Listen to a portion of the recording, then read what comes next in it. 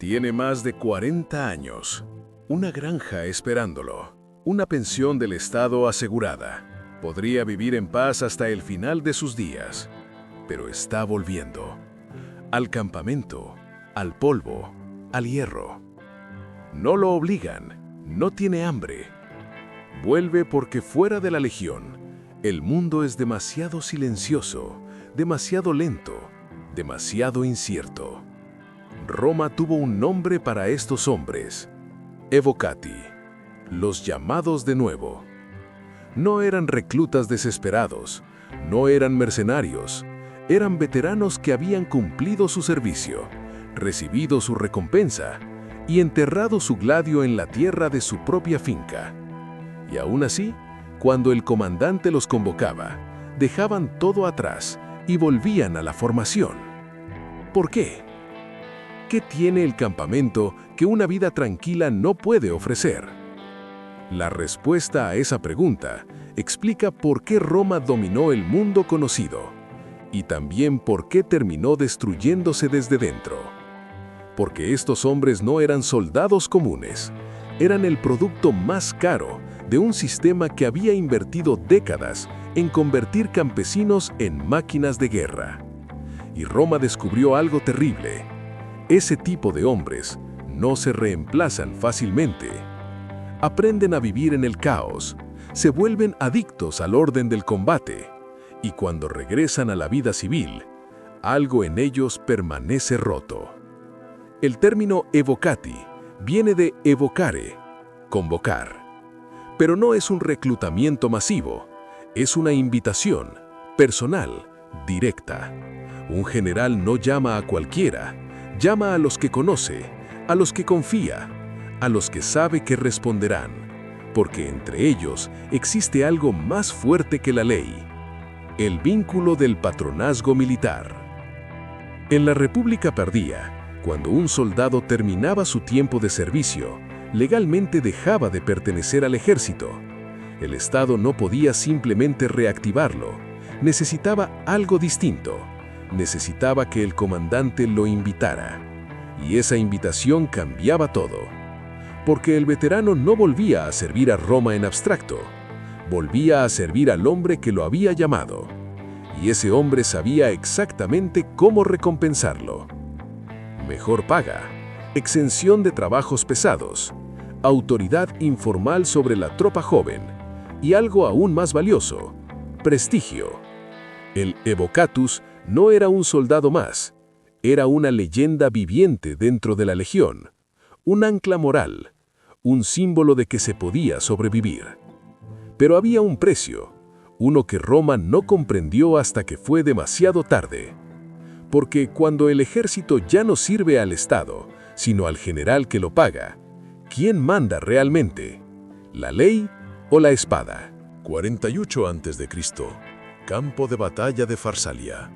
Dos ejércitos romanos a punto de matarse entre sí. Julio César contra Pompeyo. La República está al borde del colapso.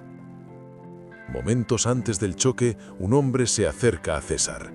Es mayor, curtido. Sus cicatrices hablan de décadas de servicio. Su nombre es Crastino, y viene a hacer una promesa. Hoy me darás las gracias vivo o muerto. No es bravuconería, es algo más profundo. Es identidad. Crastino no necesita que lo empujen al combate. No actúa por miedo al castigo. Actúa porque su vida entera está atada a ese momento, a ese hombre, a esa promesa. César acepta.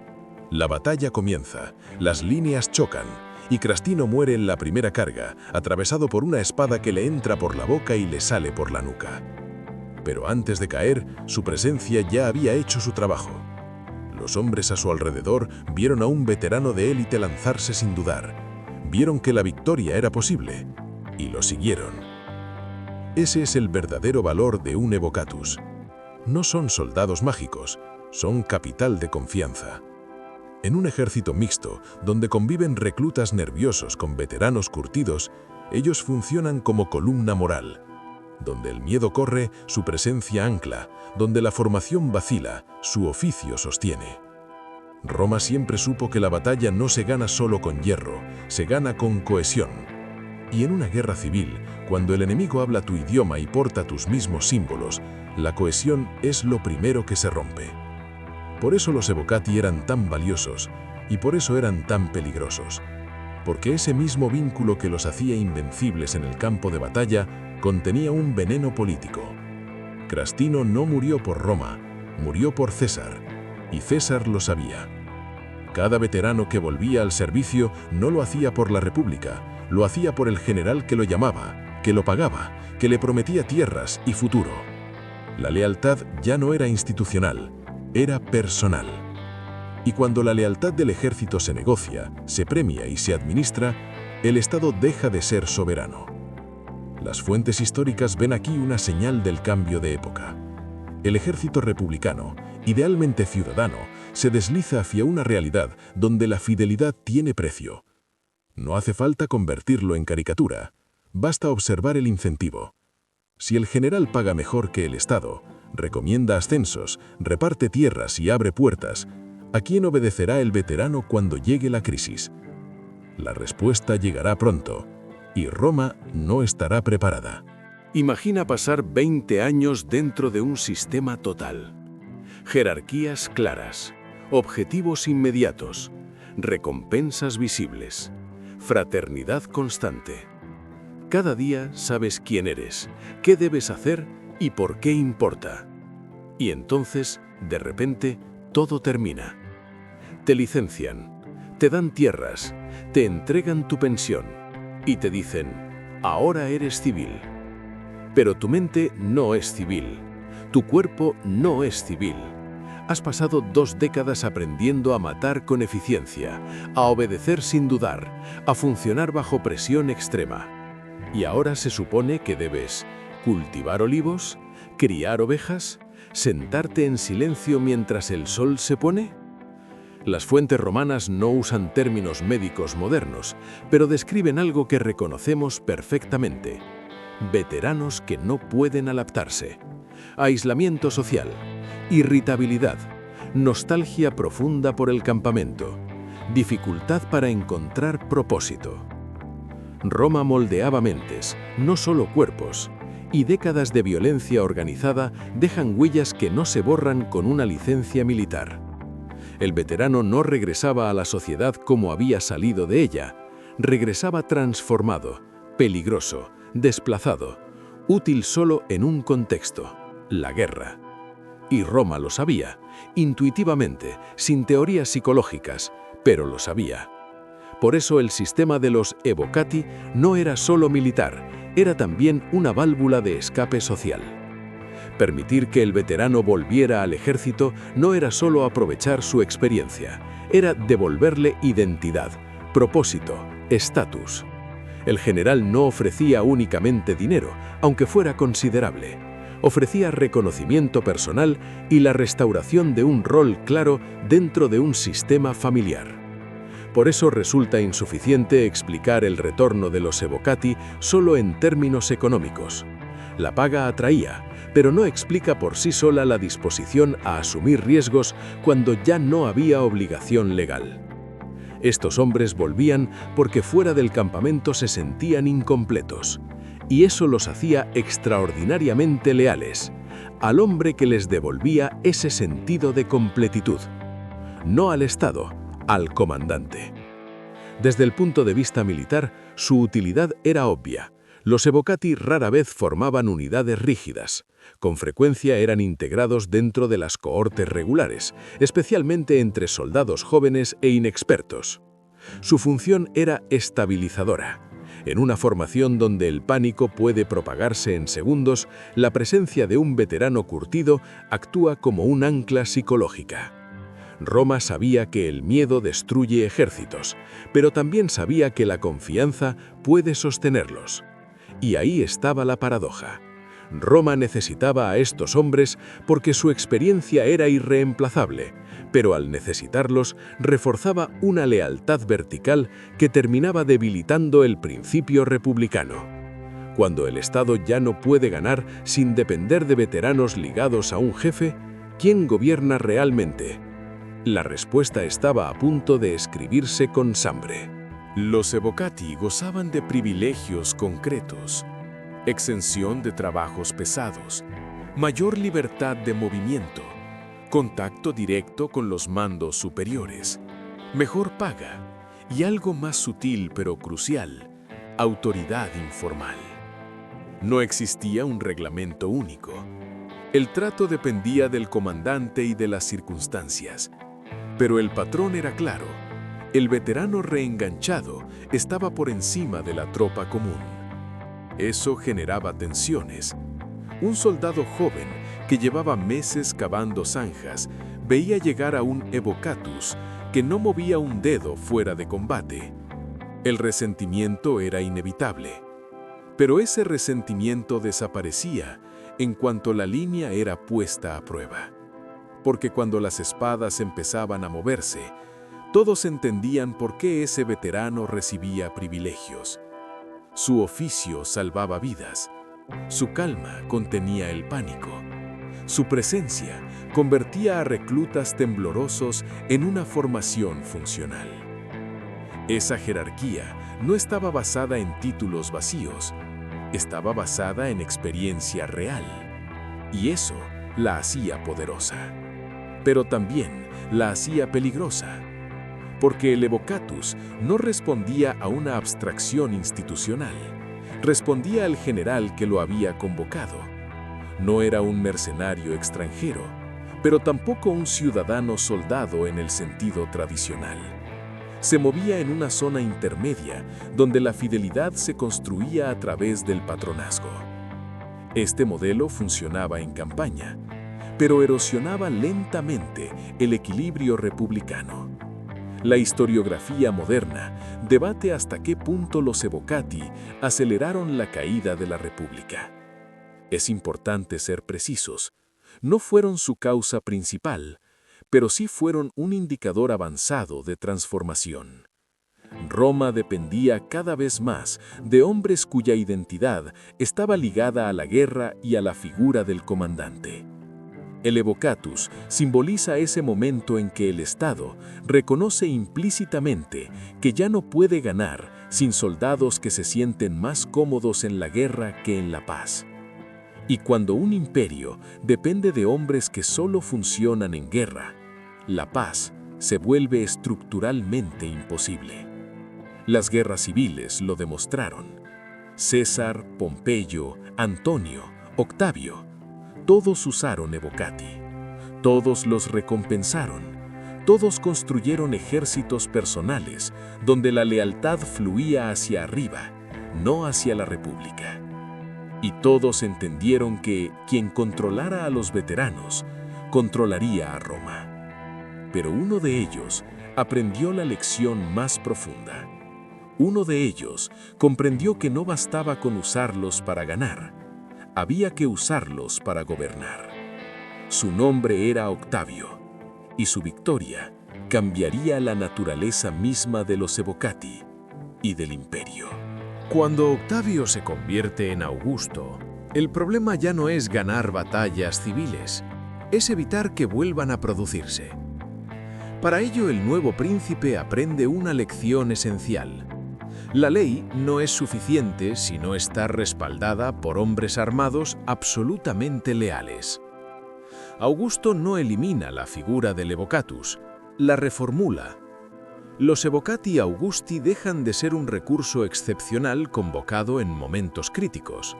Pasan a integrarse en la arquitectura estable del imperio. Su función cambia, menos protagonismo en el choque directo, más presencia en la administración militar, la disciplina interna y la supervisión política del ejército.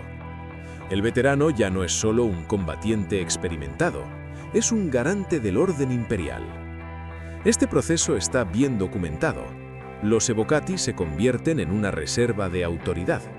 De sus filas salen instructores, supervisores logísticos y, sobre todo, futuros centuriones. Cuando una legión fronteriza necesita liderazgo fiable, Roma no promueve necesariamente a un soldado local con lealtades regionales. Envía a un evocatus desde el centro del poder, un hombre cuya carrera y privilegios dependen directamente del emperador. Es una forma eficaz de romper vínculos personales peligrosos y recentralizar la obediencia. Pero hay un lado oscuro.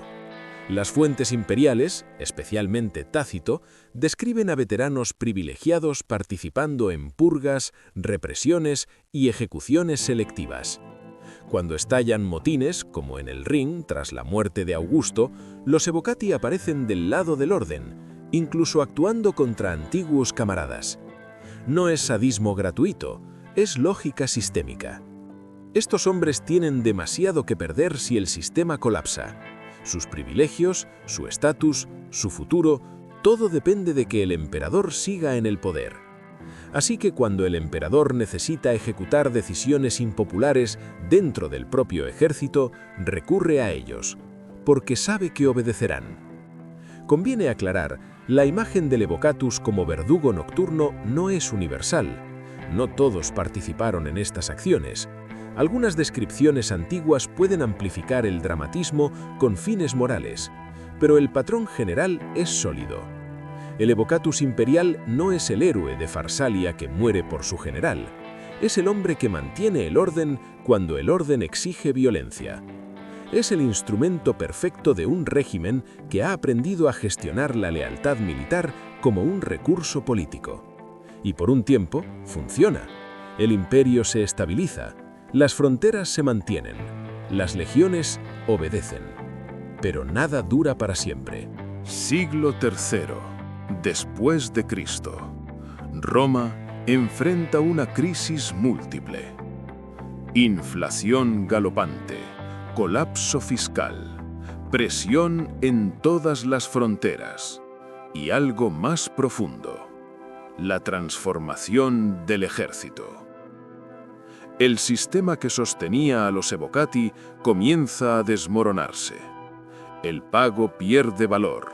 La autoridad tradicional se fragmenta. El ejército se llena de contingentes federados con identidades propias.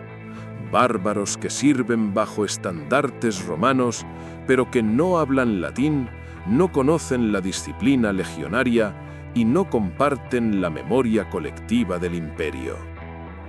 El veterano romano deja de ser una figura central. La red de influencia que había sostenido a los evocati simplemente deja de funcionar. Ya no hay un centro de poder claro que pueda convocarlos, pagarles y protegerlos. Los generales cambian con rapidez brutal. Los emperadores duran meses. La lealtad se vuelve un bien perecedero. Y sin estabilidad institucional, el evocatus pierde su razón de ser. En las fuentes tardías, el término sobrevive, pero está vacío de contenido militar. El evocatus se convierte en un título administrativo, un burócrata con pasado castrense. Ya no es el ancla moral del ejército ni el recurso final del poder. Como la propia Roma, la institución no colapsa en una gran catástrofe, se diluye lentamente. Pero su legado persiste, porque los evocati fueron la primera admisión clara de que la guerra profesional crea hombres que no siempre pueden regresar a la vida civil sin fricción. Fueron también la demostración de que la lealtad militar puede ser gestionada como un recurso político, y fueron, sobre todo, un síntoma. El síntoma de un imperio que había aprendido a depender de hombres que solo se sienten completos en la guerra. Cuando eso sucede, la paz se vuelve estructuralmente frágil, porque esos hombres no desaparecen, esperan, y cuando se les da la oportunidad de volver al campamento, lo hacen sin dudar, no por patriotismo, no por deber, sino porque fuera del conflicto el mundo se siente demasiado lento, demasiado silencioso, demasiado incierto. Y un imperio construido sobre hombres así no puede sostenerse indefinidamente. Hay una pregunta que atraviesa toda la historia de los evocati. Una pregunta incómoda que Roma nunca respondió del todo. ¿Qué haces con hombres entrenados para matar cuando la guerra termina? Roma intentó varias respuestas: tierras, pensiones, privilegios, reintegración forzada a la vida civil. Pero ninguna funcionó del todo, porque el problema no era económico, era existencial. El soldado profesional no es un campesino con armadura, es un hombre moldeado por años de violencia organizada, jerarquía absoluta y propósito constante. Y cuando ese propósito desaparece, algo dentro de él permanece roto. Las fuentes antiguas lo describen sin nombrarlo: veteranos que no pueden dormir, que se vuelven violentos en contextos cotidianos, que se aíslan de sus familias, que buscan constantemente el ruido del campamento. Roma no tenía psicólogos, pero tenía algo más práctico: un sistema que permitía a esos hombres regresar. Y ese sistema reveló una verdad terrible. Muchos veteranos querían volver, no solo por dinero, no solo por estatus, sino porque el campamento era el único lugar donde todavía tenían sentido. Esa es la tragedia de los evocati. No son víctimas pasivas, son participantes activos en su propia alienación. Eligen volver, una y otra vez. Y cada vez que lo hacen, refuerzan un ciclo que termina destruyendo la posibilidad misma de paz. Porque un Estado que depende de hombres adictos al conflicto no puede permitirse detener la guerra. Necesita enemigos, necesita fronteras inestables, necesita amenazas constantes. Solo así puede mantener a sus veteranos ocupados. Y solo así puede evitar que esos veteranos se conviertan en un problema interno. Roma lo entendió demasiado tarde. Y cuando lo hizo, ya no había vuelta atrás. El imperio había creado una clase de guerreros profesionales que no podían existir sin guerra. Y esa clase, eventualmente, consumió al imperio que la había creado. Hay un momento en la historia romana donde todo cambia. No es una batalla, no es una ley, es una decisión estructural. Roma decide que necesita un ejército permanente. Antes de las reformas de Mario, el ejército romano era ciudadano. Los hombres servían temporalmente, regresaban a sus tierras y seguían con sus vidas. Después de Mario, el ejército se convierte en una profesión. Los soldados sirven durante décadas, su identidad se fusiona con la legión. Y ahí comienza el problema, porque cuando la guerra se convierte en una profesión, produce profesionales, y los profesionales no se desactivan fácilmente. Los evocati son el resultado directo de esa profesionalización. Son el recordatorio de que entrenar a un hombre para matar durante 20 años tiene consecuencias permanentes. Roma descubrió que no bastaba con licenciar a esos hombres, había que gestionarlos, mantenerlos cerca, asegurarse de que su lealtad siguiera activa, porque si se alejaban demasiado podían convertirse en amenaza, pero si se mantenían cerca podían convertirse en herramienta, y Roma eligió la segunda opción. El resultado fue un sistema donde la lealtad militar se gestionaba como un recurso político, donde los veteranos no desaparecían, sino que permanecían disponibles, donde el Estado dependía cada vez más de hombres cuyo único oficio era la guerra. Eso funcionó mientras hubo recursos, mientras hubo fronteras que expandir, mientras había enemigos que conquistar. Pero cuando el crecimiento se detuvo, el sistema empezó a colapsar, porque los veteranos seguían existiendo, seguían necesitando recompensas, seguían esperando oportunidades, y cuando el Estado no podía dárselas, buscaban a quien sí pudiera: generales, pretendientes, usurpadores, cualquiera que prometiera una última campaña, una última oportunidad de sentirse completos. Y así Roma entró en un ciclo de guerras civiles del que nunca salió del todo. No porque los romanos fueran violentos por naturaleza, sino porque habían creado una clase de hombres para los cuales la violencia era la única salida. Los Evocati no destruyeron Roma, pero su existencia misma era el síntoma de un sistema que había perdido el equilibrio. Un sistema que había aprendido demasiado bien a formar guerreros y demasiado tarde a devolverlos a la paz. Hay una escena que se repite constantemente en la historia de Roma. Un general frente a sus veteranos, promesas de tierra, promesas de oro, promesas de gloria. Y los veteranos aceptan, siempre aceptan. No porque sean ingenuos, sino porque entienden perfectamente el trato. El Estado les debe todo, pero el Estado está lejos, es abstracto, es lento. El general, en cambio, está aquí, es concreto, es inmediato. Y el general cumple. Esa es la lógica del patronazgo militar, y es devastadoramente efectiva. Cuando un evocatus vuelve al servicio, no lo hace por amor a la República, lo hace porque el general que lo llama ha demostrado ser más confiable que cualquier institución. Esa lealtad comprada no es falsa, es perfectamente real, pero es personal, no institucional. Y ahí está el veneno, porque cuando el ejército sirve al general más que al Estado, el Estado deja de tener control real sobre la violencia. Roma lo experimentó brutalmente durante las guerras civiles. Ejércitos enteros cambiaban de bando no por ideología, sino por recompensas. Veteranos que habían servido juntos se mataban entre sí porque sus generales les habían hecho promesas distintas. El evocatus es el símbolo perfecto de esa transformación. Es el soldado que ya cumplió su deber legal, pero que vuelve porque alguien le ofreció algo mejor que el deber. Y cuando un sistema político depende de ese tipo de lealtad, está construido sobre arena. Augusto lo entendió, por eso transformó el sistema, centralizó el patronazgo en la figura del emperador, convirtió la lealtad personal en lealtad imperial.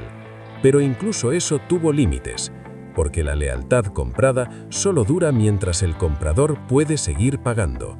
Y cuando Roma entró en crisis fiscal, cuando las fronteras colapsaron, cuando los emperadores empezaron a caer cada pocos meses, los evocati se volvieron irrelevantes, no porque dejaran de ser útiles, sino porque ya no había nadie con suficiente poder para llamarlos, pagarlos y protegerlos. El sistema que los había creado simplemente se disolvió, y con él se disolvió una de las herramientas más peligrosas y efectivas que Roma jamás desarrolló, porque los evocati no fueron solo soldados, fueron la prueba de que la lealtad es negociable, y esa lección, una vez aprendida, no se olvida. Volvamos al principio. Un hombre de más de 40 años. Una granja, una pensión, una vida tranquila esperándolo. Y aún así, elige volver. Eso es lo que los evocati revelan sobre Roma, no solo sobre su ejército, sobre su civilización entera. Roma construyó el imperio más duradero de la antigüedad, pero para hacerlo tuvo que crear hombres que no podían vivir en paz. Profesionalizó la guerra, perfeccionó la disciplina, convirtió campesinos en máquinas de conquista. Y luego descubrió que esas máquinas no se apagan fácilmente. Los evocati no fueron héroes puros, tampoco villanos absolutos. Fueron el producto lógico de un sistema que aprendió demasiado tarde que formar guerreros profesionales tiene un costo. Un costo que no termina cuando se deposita la espada. Un costo que puede acompañar a un estado hasta su transformación final. Porque cuando un imperio necesita soldados que solo se sienten completos en la guerra, la paz se vuelve estructuralmente imposible. Y cuando la paz es imposible, el imperio empieza a consumirse desde dentro. Roma no cayó por culpa de los evocati, pero al depender de ellos, aceptó una verdad incómoda. Aceptó que su grandeza estaba construida sobre hombres rotos, hombres que habían sacrificado su capacidad de vivir en paz a cambio de convertirse en los mejores soldados del mundo.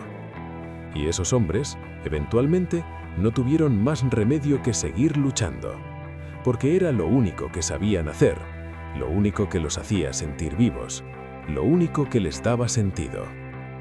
Hoy, miles de años después, seguimos enfrentando la misma pregunta que Roma nunca pudo responder del todo. ¿Qué haces con los hombres de guerra cuando la guerra termina?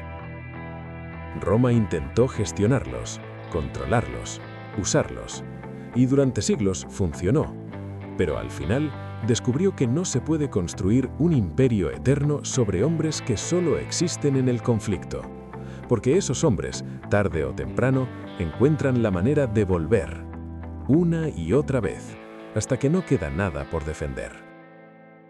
Los Evocati fueron eso, hombres que volvieron cuando nadie los obligaba. Y en ese retorno voluntario está escrita toda la tragedia de Roma.